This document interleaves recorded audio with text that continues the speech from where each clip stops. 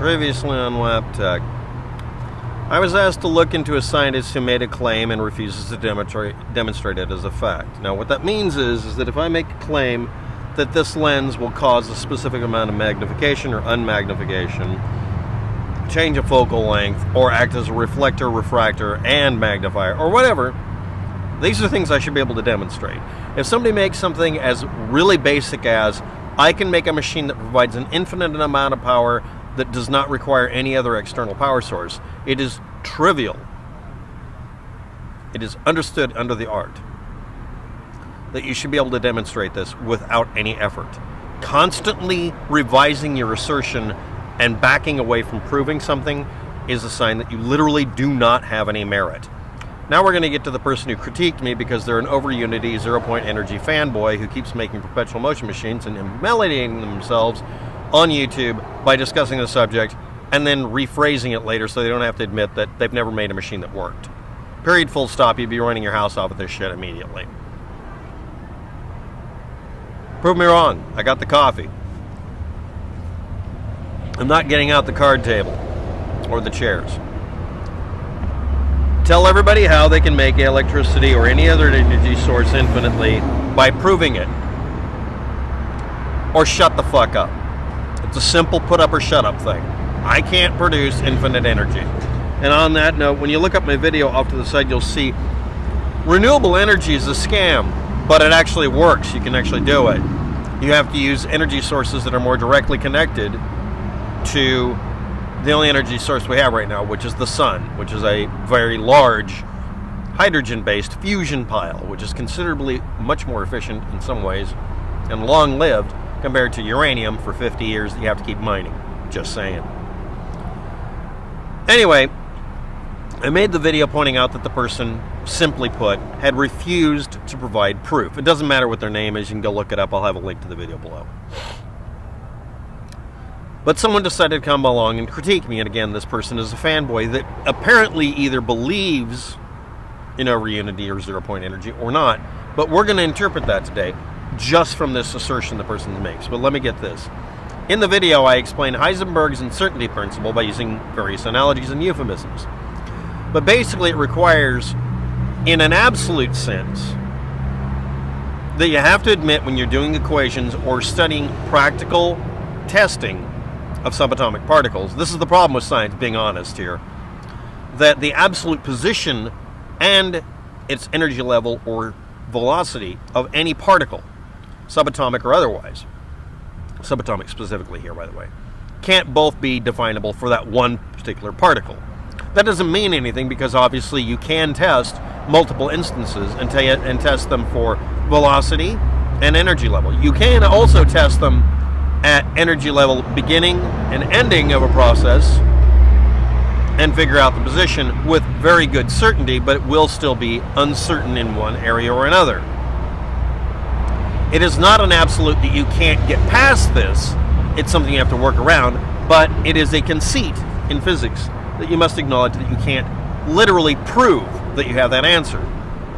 And anytime anybody acknowledges something factual, someone will turn it on its head and say, well, I can weasel word things because I'm not going to be honest, and I'm going to claim zero-point energy because of this.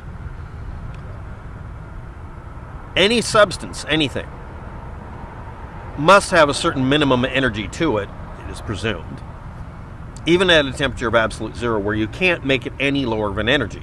And that this energy could be referred to as the zero-point energy level or the bias energy or whatever. But mixing these two together so you can create some magical mystery tour where you can make a magic battery that pulls energy out of nothing, overtly, literally from zero, requires that you prove it. Not that you make the claim that it's technically possible because you deliberately ignored 80% of the physics manual so you can sell a goddamn book or, in the old days, videotapes and tutorials on how to do this and never demonstrate it working. That's like me telling you how to fix a car but never touching one. That's a little fucked up. As of now, I have a channel up, by the way, I gotta point this out, where I'm discussing guns. I haven't built a gun in a very long time.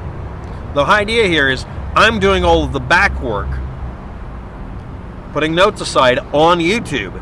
I post things on the net instead of keeping them on my computer. That way it's harder to delete.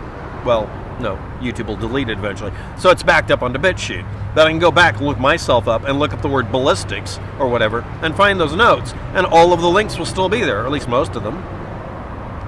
That's why I'm doing it. Because I'm going to be doing a video, if anybody's curious, later on, where I show people how to safely and incrementally, from weakest design up to strongest design, even overbuilt designs, way over-engineered, making pieces of equipment that can be used as a gun or for testing ballistics. So, of course, I'm the person you come to when you want to pop off some shit about physics, because this is totally acceptable. So someone says about me pointing out that the scientist refuses to prove his work or even show it, and me bringing up the fact that the person got a diploma mill diploma and a bunch of other shit, and also pointing out what Heisenberg's uncertainty principle really is, and that it is not a way of getting to where you can keep talking about zero-point energy and vacuum energy and all this kind of crap. You can't, because it's simply a fact. This is like acknowledging that if you do a division problem, you're going to end up with escalating decimals. It doesn't mean your number's wrong, it just means you can't calculate it to the last digit. It becomes an irrational number. That doesn't mean that division of numbers is irrational or fictitious. Yes, centripetal force is a fictitious force. That doesn't make it go away.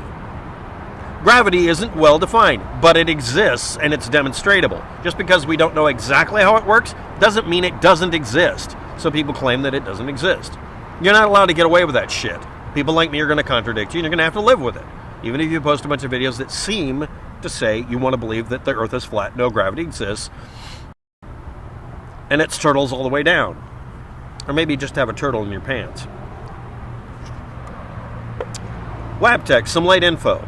I don't know if this person's ever posted before, so here we go. If I was grading your presentation, I'd give it a C-. Considering your channel's content and the probability that you're an advocate for zero-point energy, you get an F immediately. Or not. Maybe not. I'm judging book by its cover because this person looked at the title of the video and critiqued. Why pick a name?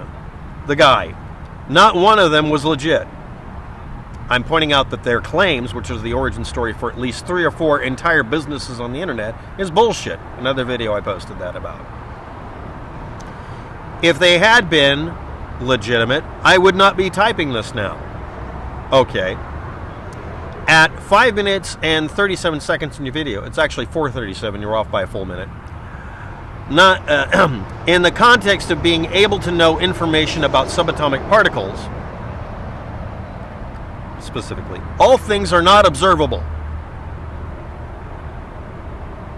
That's kind of vague. It sounds absolutist and also sounds vague at the same time. But I don't know. Maybe I shouldn't be grading you yet. What happens when a particle collides with a photon? Full stop, not moving any further. Your claim will come after I looked up the answer from a couple of sources. Above some threshold of its center of mass energy of the system of 2 photons, matter can be created. When a photon collides with a particle, which is what you're asking about, we need to know the particle's charge state. Is it a proton, neutron, electron? Is it some other subatomic particle? Is it a mu meson? Can you get this to happen?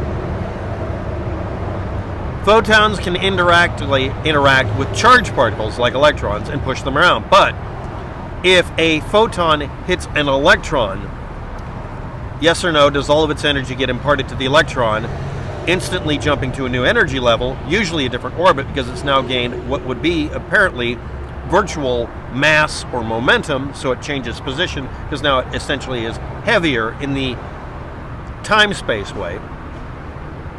Is the photon destroyed and absorbed? And by definition, since it's not really destroyed, it has to just simply be considered energy added in a pure form or pseudo-pure form. Is this able to be liberated at will from electrons? Or is there some energy state below which you can't get more out? Does an electron in a higher energy level dropping to a lower energy level electron instantly convert into this other type of electron energy state and produce a photon? Is a photon created instantaneously out of the vacuum, or is it a symptom of that disruption in time-space, a ripple in time-space? There are many interpretations of what this is and other phenomena in quantum physics and quantum mechanics, and what they mean on some deeper level. But most important of all of them is, instead of going on to a philosophical discussion, shut up and calculate and observe. Collect data and don't make any wild assertions.